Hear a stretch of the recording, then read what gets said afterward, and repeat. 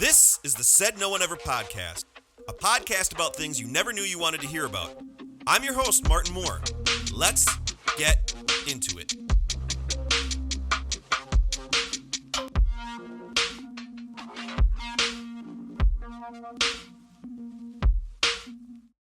Hit the record button here. Do it.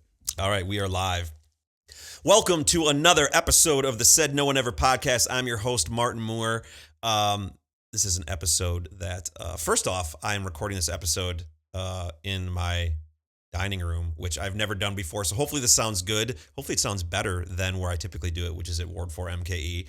But anyways, enough of that. We got a guy back on the show. He was on season 1, episode 17 back in 2021, which is like mind-boggling how long this show has been going.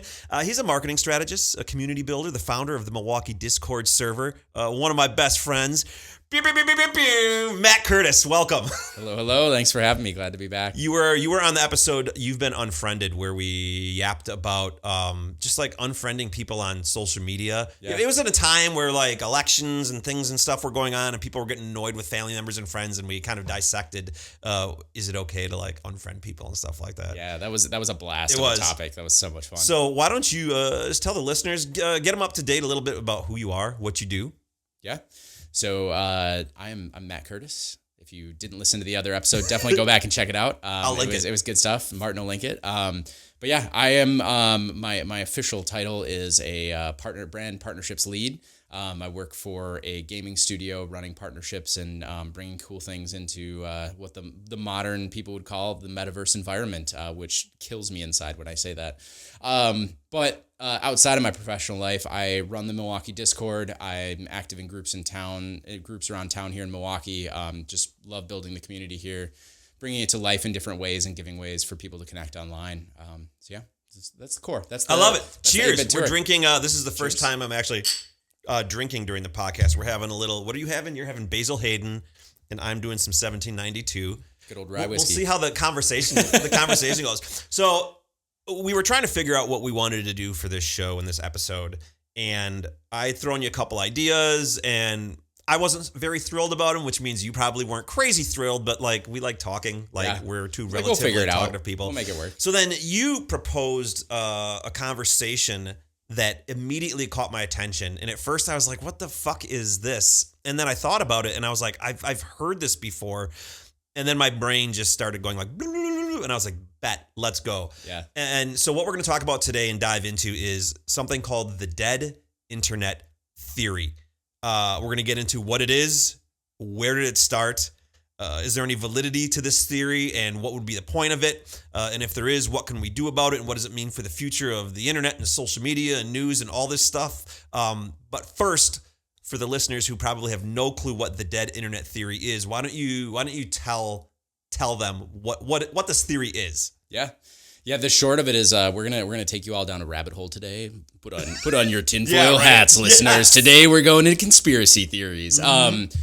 I'm actually very excited because I'm not a big conspiracy theorist, but like this is one that I totally subscribe to, and it's like it's kind of a cop out of a conspiracy theory because as you'll kind of hear when we talk, there's a lot of data to back it up, and it is very, very factual in a lot of ways. But the core of dead internet theory is exactly what it sounds like. It is the theory that the internet is dead, and what we're interacting with online is primarily filled with bots and hollow content. It is things that have been basically built to do the Terminator AI self-replication and expand and take over the space. And so it's this thought and idea that the bulk and majority of the interactions we have online are actually not facilitated with other human beings. They're facilitated with AI or robots, and the internet is in fact dead. Yeah. And that's great. That's a perfect, because I had pulled from, I think it was, what was it? Forbes magazine or something like that. Yeah, Forbes magazine. And basically, their explanation was the dead internet theory is the belief that the vast majority of the internet traffic, posts and users have all been replaced by bots, AI generated content, and that people no longer really shape the direction of the internet. And we're going to get into it, but it's like when you hear that and you start to think about when you're scrolling on Threads or Instagram or Facebook or X. I almost called it Twitter. I finally did. I still refuse to call it X. Your brain, you immediately start to get triggered because you're like, yep, I've been bamboozled into interacting with the bot, or getting upset over like a post or a fake video or something like that, and been fake outraged and manipulated. And so I can't wait to get into that part of it. But the next question is sort of, where did it start? And this theory actually gained traction in 2021, which it's been a thing all the way dating back to like 2016. There's like traces of this conversation, but it really like gained traction and blew up in 2021 on this post titled "Dead Internet Theory. Most of the internet is fake," and it was published on the Agora Road forum, which I had totally forgot about that website. That is a deep cut. Yeah, that is a really deep cut. Totally forgot about that website. If you don't know what the Agora Road, I think it's like Agora Road Macintosh something, whatever. Just Google it. Go on it. It's a kind of a neat, interesting little place. Reminds me of my forum days. Oh God, I miss that. Like BBSs and stuff. Yeah. But anyways, this theory really gained big traction, and people started talking about it in 2021. That this theory that the internet and social media and everything that we're consuming and being manipulated by and getting our information from is bot driven and algorithmically driven and AI generated. And this was all before like ChatGPT and Sora and just the ubiquity of AI now that we all know is flooding the internet and sort of bastardizing social media and everything. And so I guess let's just get right into it. Is there any validity to this dead internet theory in your opinion? Yeah. Well, I think the thing that is, before I jump into the validity, I think the thing that is tantalizing to me about dead internet theory, like I salivate about it a little bit, is the visualization of dead internet theory. You got bourbon, take a sip. This idea of thirsty. It's this idea of this like dystopian hellscape of like, think of like this is Dune. Like we're on the planet Arrakis in the middle of Dune, and that is the internet now. It's all sand and just stuff that doesn't exist now. It's crazy because like the development of it over time, and like to your point, like this originated before AI was a thing, like modern AI as we know it. There's always been some semblance of AI, it's a learning model, but like the modern semblance of AI did not exist. And so the thing that I've looked at that I think is the most factual indicator of this is like, there's cybersecurity firms that do research into like the landscape of the internet, and they basically say how much traffic to and from websites and how much content is created by bots. And they do this all in the pursuit of understanding like how much dangerous content is there outside or out on the internet, or how much malicious intent is being spread on the internet. And over time, that percentage has continued to increase and increase and increase. And I think the thing that brought this back to the forefront of my mind, and I looked and looked and looked and could not find this research article, but I remember seeing it was from a university, like a Harvard or Yale or like Stanford or something like that, like super credible university that had gone in and done their independent peer-reviewed research and found that for the first time in history, we had gone over the precipice and we had more bot traffic than we had human traffic online. Boy, that's disappointing. Yeah. And like the thing that I found in preparation trying to find that statistic was one of these cybersecurity firms had published something last year in 2024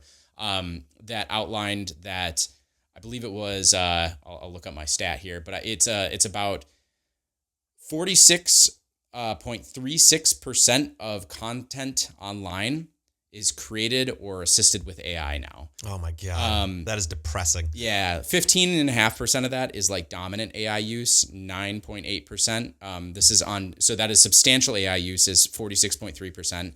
Dominant AI use, where it's like primarily like 85% AI, is 15%. Minimal, where this is like my consideration would be like somebody using AI to help finesse what they're doing, is 9%.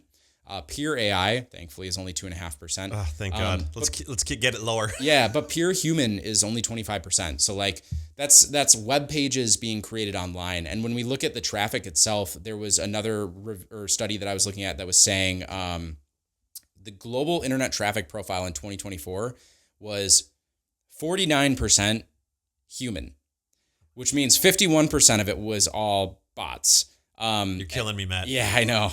I mean, it was interesting. The cybersecurity firm looked at it in terms of like good bots and bad bots too, and they broke it down a level deeper. And like about 15% of all of the internet traffic was like malicious bots. Oh my God, bad intent. So it Yeah, it's just crazy. Like it holds weight. It's a substantial theory. Absolutely. I agree. Yeah. And I think a lot of people would ask the question, what would be the point? What's the point of bots and AI generated content and in this dead internet theory? What's the point?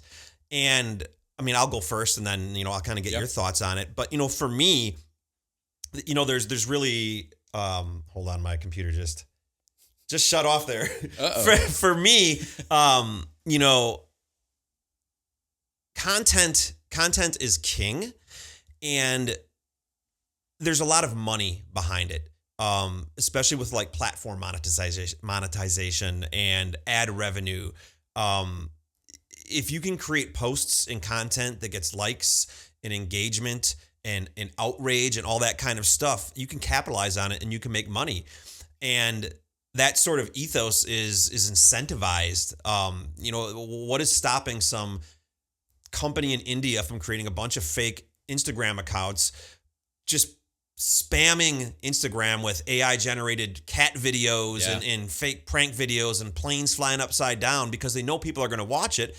And then you run ads on it and you make a lot of money. We've already seen in politics how you can drive a conversation. You can manipulate society by having bot-driven comments that are verified, that look like real accounts. It's crazy. And you can really just manipulate people into voting a certain way or being outraged over something. And so to answer my own question, what's the point? There's a lot of things, whether they're nefarious or they're money driven or it's political or power driven. There's a lot of reasons why you would use a bot, why you would manipulate the algorithm, why you would use AI generated content. And so I can totally see why that stuff is thriving now and continues to thrive. I mean, what's your sort of take on why it exists? I mean, I think it's like there's a couple of avenues that you could look at for it that are like the driving factors behind it. I think unfortunately a lot of them are malicious intent. Like I don't see them as good things. Like I think one of the more fascinating pieces is what you were talking about on the political angle, like the outrage that can be induced by using bots is just insane. Big time. If you get really good at identifying like this, it's weird to say speech patterns of a bot, but the speech patterns or the sentence structure of a bot, you can go look on political TikTok videos or Instagram comments or things like that and look in the comment section and just see that like there's comments seeded to just rage bait people on videos. And people fall for it. Yeah, it works every time. You'll just see like a massive thread. Every time my blood starts to boil a little bit and then I read it again. I'm like, that's a bot. Some comment from an account with 27 followers, no profile photo. They've never posted in their life. Mm-hmm. But you're like, fuck it. I'm gonna keyboard warrior this fucker. Yeah. So and it's a nobody. It's a fake person. It's true. I mean, it is literally nobody. I mean, it's the dead internet.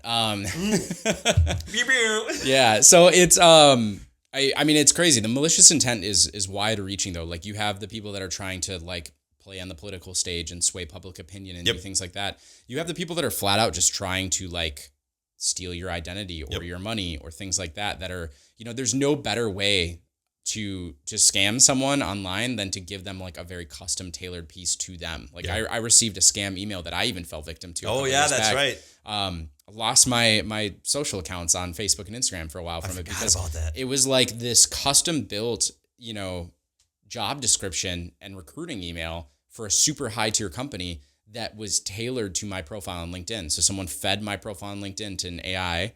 The AI built a job description based on that and then spat out an email to me that was a phishing scam.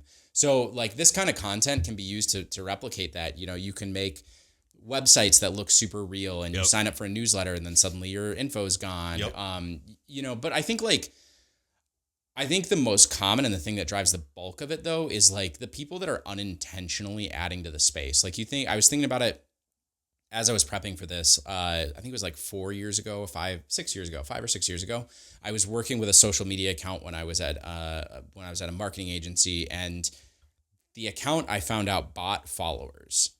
And so like their follower account just shot up through the roof from a bot farm. The comments were all these very standard bot comments that someone just put in a box and was like, and like at this time there isn't a super sophisticated AI. Like I don't think we had ChatGPT at that point. No. Or I think this is pre-ChatGPT. And so you would basically just set up a giant list of comments and just separate them by line or in cells in like an Excel document. You'd upload it to a system that would then just pair each bot with a comment and just pull one off the system and just feed it in. And you could start to see when it would loop and replicate and start using the same comments. So like you get this thing that's fueled off of these people that are just like, give me the instant clout. Like, how do I shortcut my way to fame and followers? And you know, it's like, it's always been like that. You know, if you think of the early days of like search engine optimization on websites, people were plugging Britney Spears in the back end of their code because it was something that was super commonly searched for. So having Britney Spears in the code of your website made it show up more often. And so as these systems get more sophisticated to better like categorize and list your content and it becomes harder to show up, you have to be more crafty on how you do it. Big time. Like, there's always going to be someone trying to cut corners. Oh, so for sure. I think that's like one of the biggest drivers of it though. Like that, I mean, that's ultimately where the money comes from in a lot of cases. Like Absolutely. People unintentionally paying for a really negative consequence. Right. And you know, I think even in this dead internet theory conversation, I think at least today, even though a lot of the content we see, I don't know, it's still probably the majority of the content we see is generated by a human. Maybe it's 49% or 40, whatever. But I think where the real problem lies is that a lot of the fake content and stuff, it gets perpetuated by bots. And so someone might create a nefarious post or something like that, or they may want to get a Instagram account to blow up so they can run ads on it and monetize it. And so what they'll do is they'll create an AI video or something like that, or they'll steal someone else's photo or a thread or an idea or a viral post. And it won't get any traction, but then what we'll do is they'll run bots on it and perpetuate their post and get it out there and get people to engage. And I think that's where that's a lot of where the internet is now, where bots are infiltrating real human generated posts. Someone posts something about an event that happened, or there's a political race going on, or there's a controversial video or something that might be real. That situation or that image or that video might be real, but then it gets flooded with bots and the AI knows exactly what to post to trigger people. I mean, these are machines that don't sleep, that are just relentless and just bombarding the comment section with just crap to try and manipulate people and incite conversation and piss people off and get people to, you know. And here's a theory of mine, I've always sort of subscribed to, how do we know that like fucking Meta and X isn't behind a lot of this stuff to get fake engagement on their website, so people are using it and people are constantly coming back getting outraged over things? How do we know they're not doing it? Because if I was creating a something like Twitter and I wanted people to use it, sure, I'll get a bunch of AI bots to comment and post some stuff and get people using the platform. Like, I mean, do you think stuff like that? Oh, for sure. I mean, potentially it's unfortunate. Like it all comes back to the economics of the business. I mean, like when I think, I just sounded so damn nerdy in that sentence. Economics of the business. It's all about the economics of the business. But like that's the way. Like I follow the money trail. Like follow the paper trail. Money and power. Yeah, if you think about how any social platform or any content platform makes money, it is off of their users. Like it is, you build an audience. Even our content creators, you build an audience and then you monetize that audience, and that's how you make it big and make your money.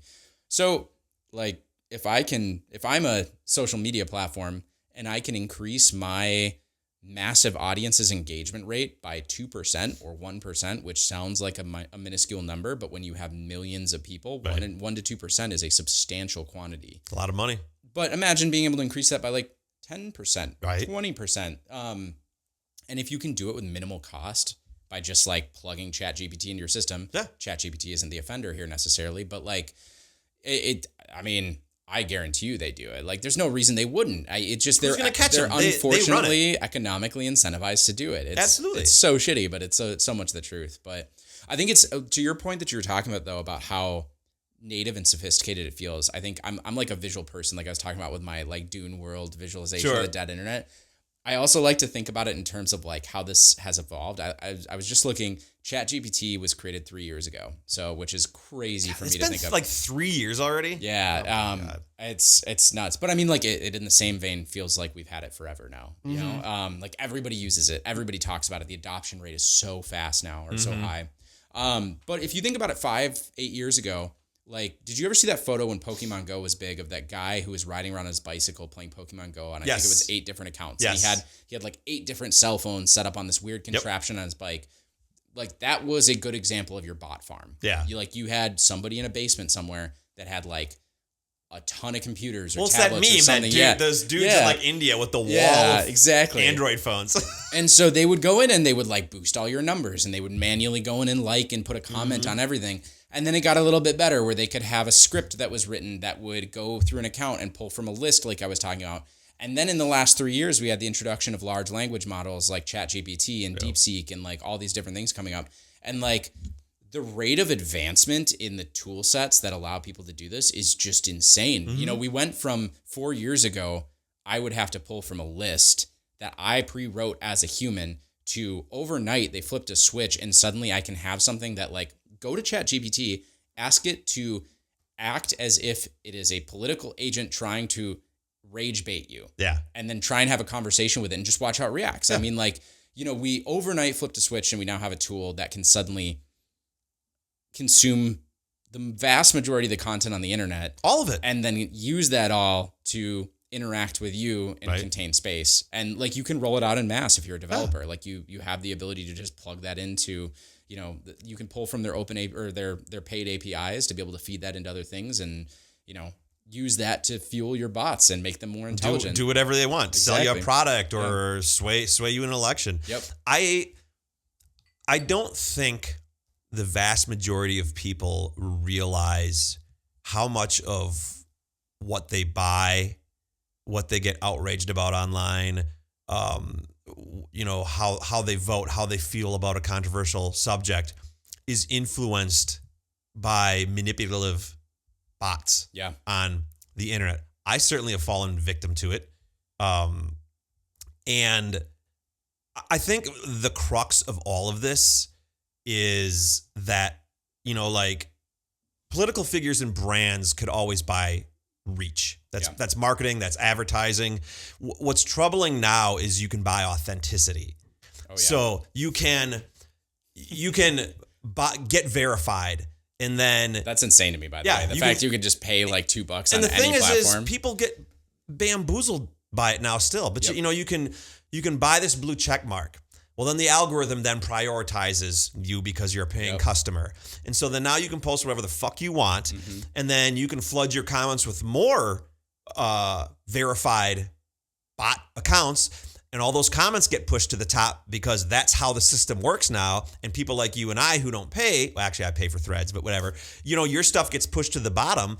And so if you want to run for office or if you're selling a new product or if you've got a new movie coming out, you can literally just fabricate authenticity in a way that you just couldn't before. Back in the day, like 10 years ago, like you had to trust was earned, you know, credibility was earned, whether you were a content creator or you were a political figure, a news organization or whatever the fuck it was, you know, that was earned. Now you can just buy authenticity. And I think that is sort of the precipice of what put us over the edge and really fucked us because when you combine being able to buy on authenticity with being able to then create content that you know people are going to watch, that you know people are going to engage with, that you know people are going to comment on, when those two things combined, it's an unstoppable force that can bamboozle even the most intelligent of human beings who spend all day online like us. You know, I mean, it's insane. Like again, with that increasing quality of the technology, like the ability to distinguish what is fake and what isn't anymore is like you're gonna have to.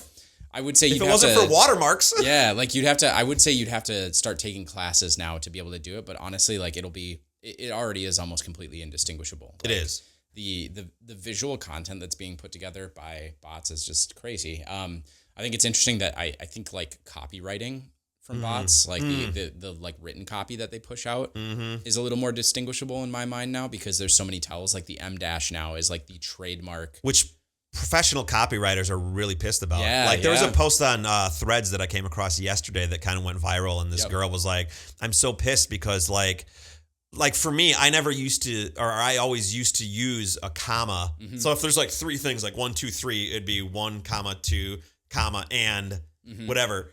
Well, now like a lot of people don't use a comma before and, like if you're like an 80s baby or something like that. So like that's becoming a telltale sign. So people have to change their way they write. Like the M dash, like there's things where it's like if you want to write grammatically correct or the way that you went to fucking school for and got your degree in, you can't anymore because people are going to call you out. Yeah. I read it was a post on like Reddit or something recently. That was this girl who was in university and she was talking about how she had a professor flunk her because she put an M dash in her like research paper, and the professor was like, "This is AI. This is 100% AI." And like she had posted screenshots of her running it through like the AI verification tools that you can use. There are AI verification tools online. Use them. You can upload text and have it tell you how much of it is AI written. It's great.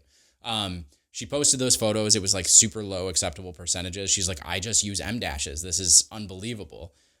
It's crazy. I mean, like, the adoption is just nuts. I was talking to, in my last job, one of our HR people, and they were telling me that they cross-checked and 75% of all of the reviews in the feedback period were written with AI. Oh my God. Which is just insane to me. Like, I can't comprehend that. Like, I can't handle that. That drives me nuts. Right. Do you think AI is going to, like, kill copywriting and kill just creative thought? Because, like, for me, as someone who loves writing and who's a copywriter, like I really enjoy the process of writing something down and refining it and taking sometimes a half an hour to write the perfect paragraph.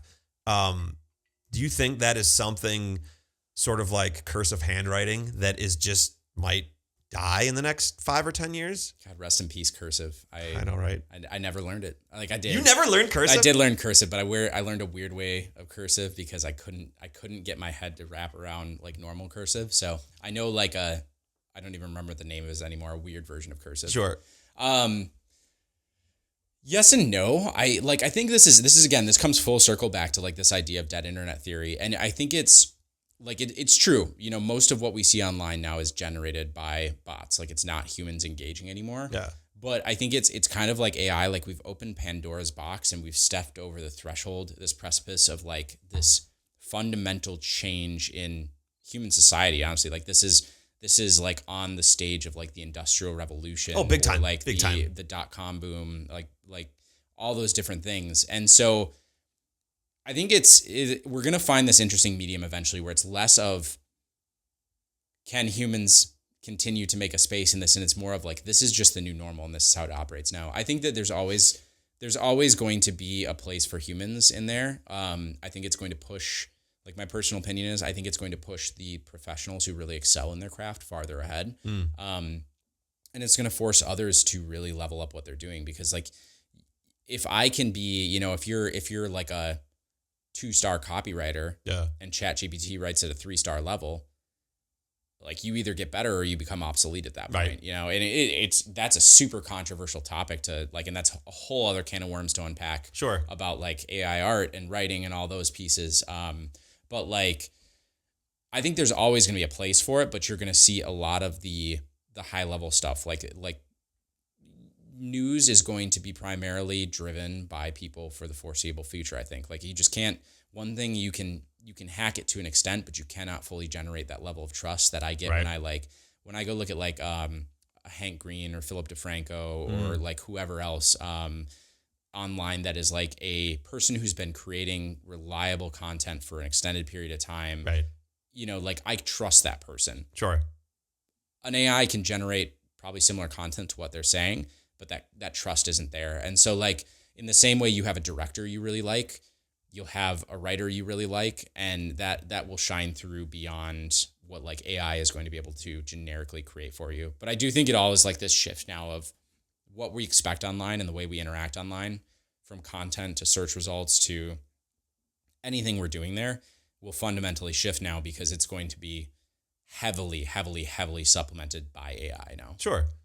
How do human beings take back the online narrative? And I'm using a very broad brush to say that, because, you know, so many of us, when we wake up in the morning, we pick up our phones, and what we see on Threads or Instagram or Facebook or X, sort of determines and dictates how we're going to feel going forward during the day. Yeah. You know, if an algorithm feeds us something that's designed to create outrage and it's manipulative, and that's the first thing I see in the morning, that's what I'm going to think about all day. That's what I'm going to be searching for on multiple platforms and commenting on and participating and engaging in.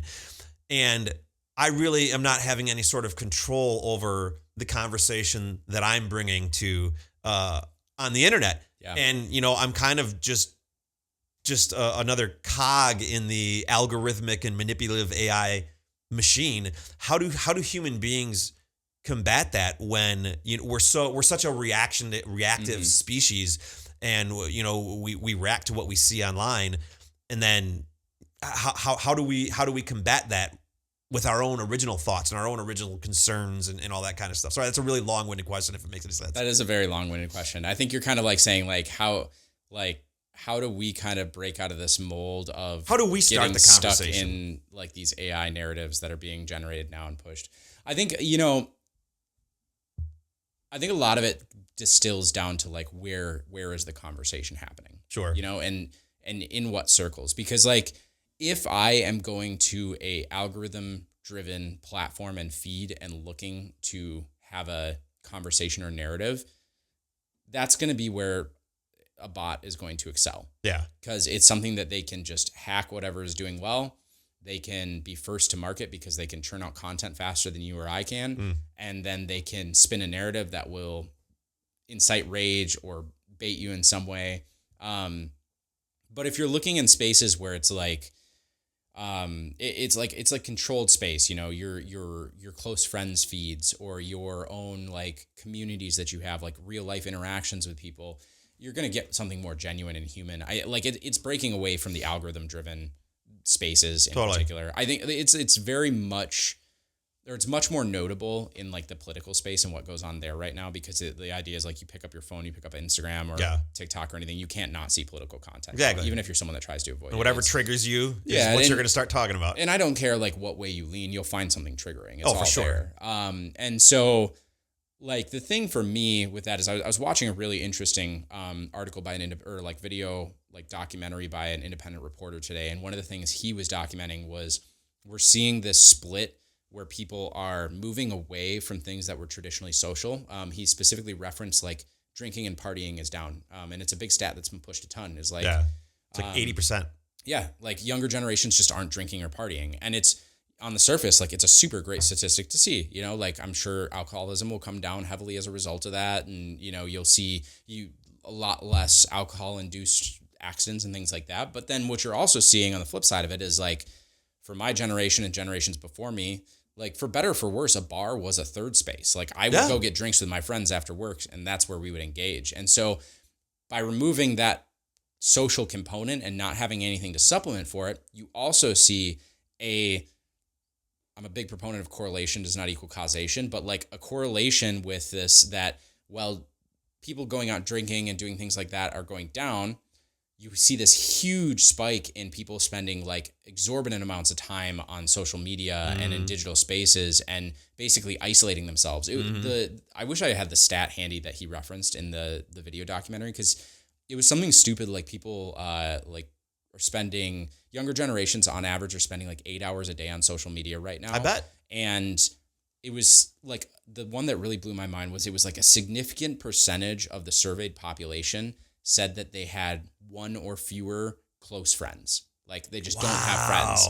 And it's something that like when I think about it in terms of our conversation about like how do you control the narrative, how do you break away from this dead section of the internet, is like what I'm doing with like the Milwaukee Discord, for example, is a really good example of this. It is a non-algorithm driven space that has human moderation over the top of it to facilitate a sort of local connection in a digital environment. I'd say like a significant portion of that population, probably at 1.85-90%, when they would join the server and do their introduction would be like, hey, my name is X and I'm here because I don't know how to make friends, or I don't have friends, or I've lived in Milwaukee for 15 years and I have no friends here. And everything came back to this idea of like, how do I make friends in a modern era? Like Yeah. as soon as you get cut off from school and those kind of like forced social points, Right. how do you start to make friends and make those connections? And so having a digital space that is like completely human driven, Yes. and has a like non-incentivized space Yes. where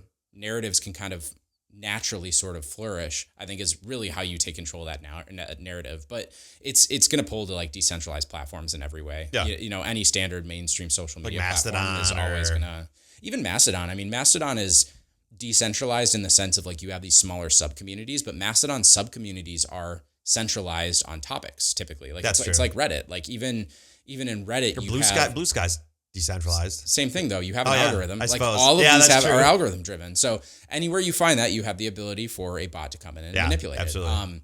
And it's there's humans there. And the human content is still coming to the top in a lot of cases. But it's just that like Deciphering through and filtering out all the bullshit. the idea with dead internet theory isn't that like whoa dystopian, we're all gonna die. There's nothing good on the internet anymore. Yeah. It is that the bulk of what you see on the internet is just bots engaging with bots, which Exactly. I think is hilarious. It's Yes. just, ChatGPT talking to DeepSeek. It's like Star Wars, Clone Wars, Yeah. machines making machines. Yeah, Like exactly. C-3PO.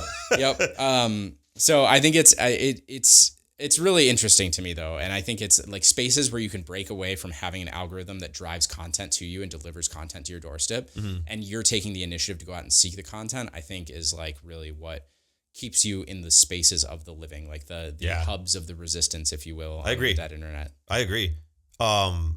Just to build on that, I really think starting the conversations is how you can participate and navigate and find your way to real human to human connection on the internet. You know, when you're posting reactively, when you see something on Threads or Facebook or X, and then you're posting a reactive post, that's just, you're falling, in my opinion, you're probably falling victim to something that the algorithm, that a bot, that AI or whatever you're doing exactly what it's designed to get you to do. Whereas when you post original thought, original content, when you're starting a conversation that isn't predicated on something that you came across or got triggered about or outraged about, I think that's where you can really sort of carve out a space that you won't fall victim to or get trapped in, the dead internet theory and fall into that bottomless fucking black hole of not real people, you know? Yeah. How does the dead internet theory change the way we think about influencers and content creators or virality? Like, because back in the day, you really had to spend a lot of time and hone your craft and figure out, what people wanted to see, what they didn't want to see, and you had to kind of just shoot your shot and see what stuck. And maybe you popped off, maybe a video popped off and you went viral, or it didn't. But now with AI, and it has scraped every viral piece of content on the internet, and it has the ability to just pump out endless streams of viral content. How does that change the way we think about when we do come across like a real human influencer? And is what they're creating that went viral, is it authentic? Did it really come from their brain, or did they just ask ChatGPT, what's a viral video that I can make? And then they make it. How does that change? Because in my opinion, dead internet theory just isn't what you see and what you hear and what you consume is just bot driven or AI driven. Just because a human created it doesn't mean that it isn't, what they created isn't predicated on ChatGPT. So if I write a viral fucking funny post and it goes viral on Threads, if I had ChatGPT write it, I'm just a vessel for ChatGPT. Yeah, if I make a video that it was, so how do we decipher that, and what does that mean for content creation going forward? That's the world's longest question. Go. You have 30 seconds. Well, let me tell you a thing or two. No, I think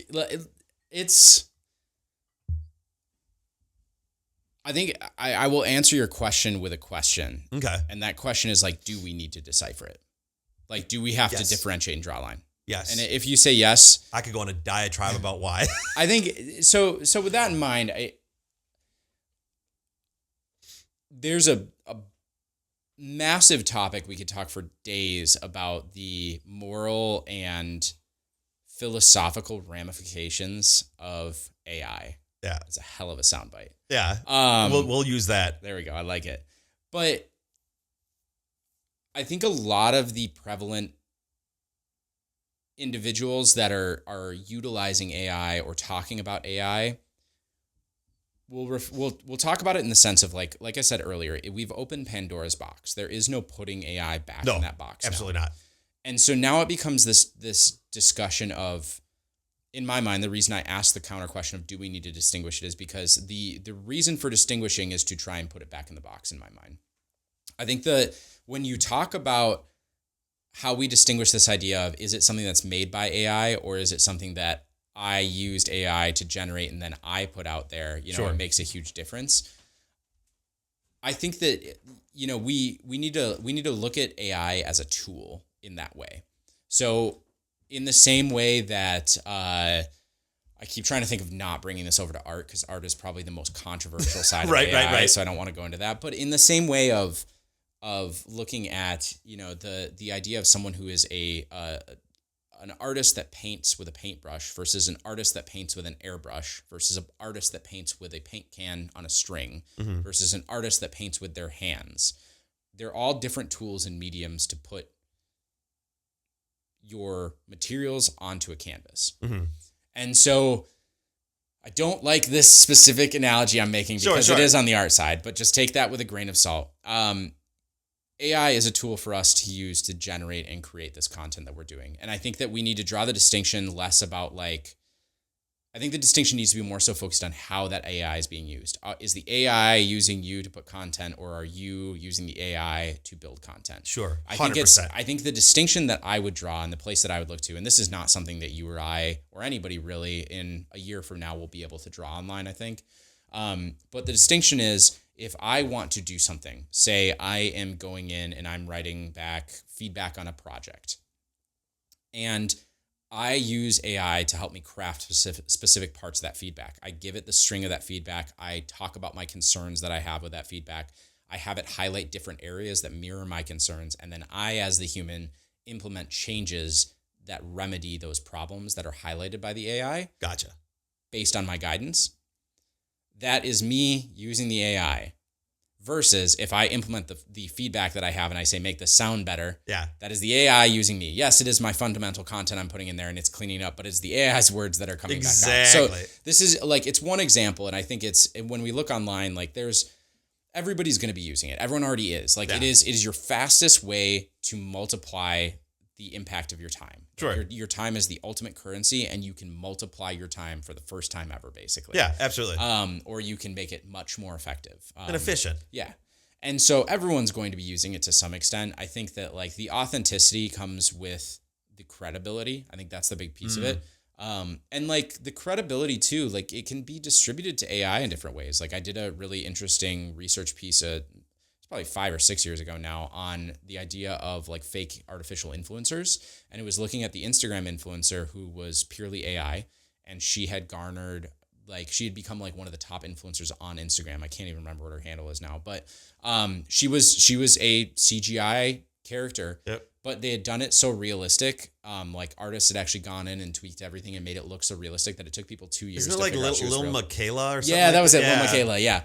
And so don't ask me why I know that. Yeah, I don't follow her. Lil Michaela was huge. She blew up. She was one of the top influencers. I wouldn't be surprised if she still is. She's getting brand deals and doing all these things that every influencer would. That real influencers aren't getting. Yeah, exactly. Brand so deals. But the thing to think about with that is if you peel back the layers on Lil Michaela, there's an entire company behind it. That is a team of artists. That is a team of copywriters. There is a narrative director you would have in a movie that is building up this idea of who is Lil Michaela? What does she stand for? What is she doing? And then it's using those tools and those AI pieces to be able to bring her to life using the direction and insight from a human. So, I think that, again, AI is another medium for us to utilize. And I think understanding the human input and influence on that is super important and not discrediting, what it's able to bring to the equation in that way. I think when... Long answer for a long question. No, absolutely. I love it.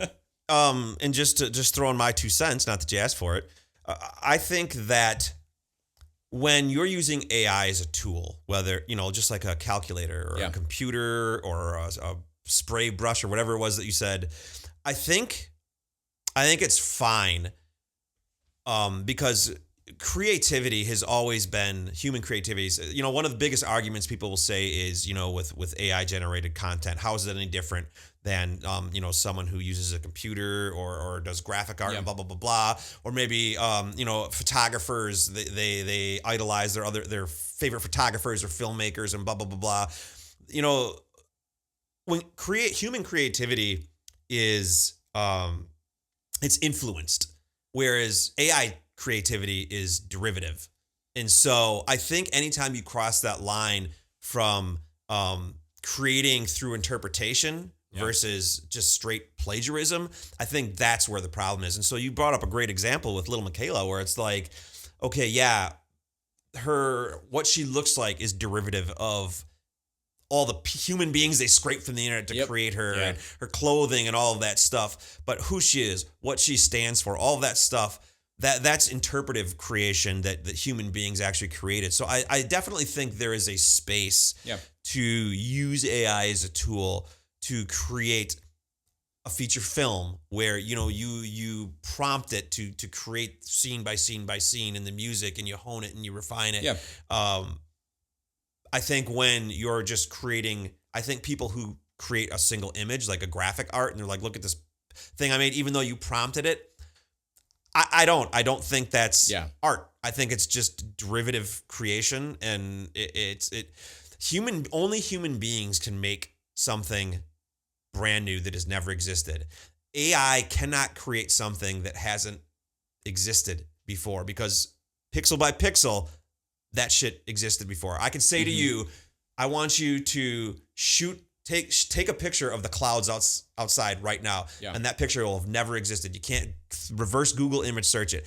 I can go to AI and Gemini and be like, hey, I want you to create a picture of the sky right now outside. It can't do that. And so that is where I think human beings have a leg up, and where it's going to be so necessary to have human content and human creation, because otherwise, if it's just AI generated and bot generated, dead internet theory is going to exist, because it's just going to be this giant fucking figure eight of recycled content. And by then, human beings will be so sick of the goddamn internet that it'll be too late. And then it'll really be dead. I mean, I'm going to rock your world right now. You ready for this? Yes, do it. You can, using ChatGPT's AI or ChatGPT's API, give it access to a camera and ask it to take a photo of the clouds. Okay, then I'll make inside the fucking grocery store. I don't know. Oh yeah, well, I mean, you could do the same thing. You got my point. Yeah, I know exactly what you're saying. But I mean, it's a wild one. Let's get to this final question. All right. If the internet is dead, or is gonna be dead, what does that mean for the future of the online ecosystem? And what can we do about it? Because if we get to a point where 75-80% of the internet is just a bunch of bots and AI and a giant circle jerk, like, what does that mean for us in getting news and discovering that next YouTuber or that next musician or whatever it is? What does that mean for just the future of the internet? Because the internet is probably one of, if not the greatest invention by human beings, more than electricity, more than the wheel, more than landing on the fucking moon. Yeah. And we have just really fast-tracked killing that creation. What does that mean for the internet going forward if it's just to sell ads and manipulate people? What does that mean? Yeah. Well, I mean, what was the original purpose of the internet but to sell ads and manipulate people? But it was to connect people. It was to, I remember back in the day, the original resemblance of the internet was beautiful. It had a purity and a clarity to it, where you connected with people and you got news. And let me make my MySpace profile over. Yeah, again. right. Justin Timberlake, you were supposed to be the promised one. Yeah.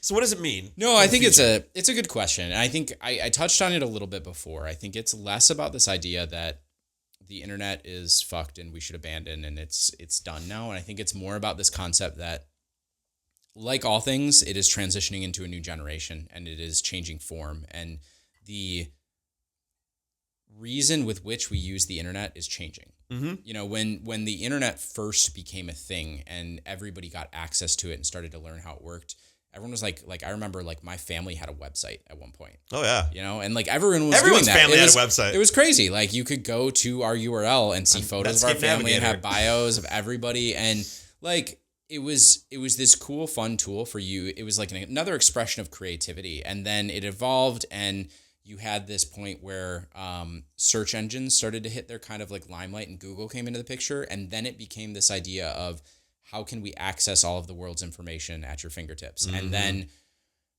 mobile came into the picture, and it's how do we simplify everything to make it more accessible for your device in your pocket? And so like we're again hitting one of those points where it's transitioning. And it's being fully fundamentally driven by this idea of accessibility of information. Mm-hmm. You know, the core of the internet is, I think the transition we will see and how we use it will change in the way that like none of the way you are using it now or I am using it now is going to change. We're still going to go there and we're going to Google what year was ChatGPT created. Sure. The delivery of that information and the origin of that information will have changed. So it has to come from somewhere. A human's going to have to log it. Or an AI is going to have eyes on it to see when it happens to be able to log those things. There's going to have to be some kind of input or throughput across to do that and feed it. But the actual formatting, layout, distribution will be handled by robots, already is. And this is very apparent in the transition that Google's making, where now at the very top of your search results, you see your AI summary of your search. Yeah. Like you don't see the search results anywhere. The first thing you see is the AI summary from Google. So like that continues to become more prominent to the point where like the end goal of any of these websites are, I want to monopolize 100% of your time. Yes. And with AI, I can take all the information that Google is normally holding captive and distributing to you, and I can do that on TikTok or Facebook or Instagram or whatever that is, or I can still do it on Google. So they want to monopolize your time to be able to be the main engine to distribute that information to you. I think that they're going to have certain levers that are eventually going to incentivize them to have more human input, because like you as a human, I as a human are going to crave human input. Yeah. And I think it's going to be one of the only ways to stay relevant and like capitalistic economy rise to the top in that way. But I think natively, like how our user journey changes online is that we're going to kind of bifurcate our paths. So we're going to come online and we're going to say, I am coming to look up information. I'm going to go to my AI dark, like dead internet section where it's just bots talking to bots, and I'm going to go figure out what I need to figure out. Or I'm going to come online and I'm going to say, I'm craving human interaction and I want to go have that human path. And you're going to go off to like these more organic driven platforms that are going to be built around, you know, more the next iteration of social media. Sure. You know? And it's going to be things like, I mean, I would like to think it's going to be things like Discord, and you're going to see resurgence of like the AOL chat rooms and like Yahoo I'd like that. Like, boy, I'd like that. Stuff like that, where because like that is just like it's generic, spontaneous human interaction. There is nothing over the top of it guiding what you're seeing or how it's being distributed to you. And so like if you want to have that real interaction, it's got to be there. I mean, like the argument could be made that there's bots in there. Mm-hmm. But I think that that's going to be something that you're never going to fully escape now. It's always going to be there. But the understanding that like even if you're in a space where 40% of it are humans, like, and you can seek out the 40% of people there that are actual people you can interact with. I mean, I think there's some value there. Now you're talking to 100% of real humans. Exactly, yeah. So I think it's accepting that, you know, like we're here. We've opened Pandora's box. This is the way it's going. And understanding that like the internet of tomorrow, 5 years from now, I guarantee you the way that we're browsing the internet, the way that we use the tools, it may not be Google anymore. It probably will be Google, but Google will look completely different. The first page you go to search will be the same. Everything after that will be 100% different. I guarantee you. I agree. Dude. We could do a whole nother hour. Oh, yeah, easily. But unfortunately, people got to get to work, or they've arrived at their destination, or got to go to bed, or they finish their workout. This is a great conversation, man. I got to get you on the show again because you always bring just such a great, unique, and concise perspective to some of this stuff. So I got to get you back on for more episodes. Yeah, man, now that like I'm kind of mobile-ish, and that's great. Where hopefully this sounds good. Let the listeners know where they can find you and check you out and follow you. Yeah, I mean, pretty much everything for me is just courtesy of Matt on just about any social platform. I'm not like super active anymore, but you'll see some of like the professional things I'm up to on LinkedIn, or you know, you can track me down on Instagram or X or wherever else and hit me up there. I may seem like a bot, but I swear I'm a human. So. I can verify Matt Curtis is human. There we go. Dude, thank you. Love you, man. Thanks for coming on the show. Thank you.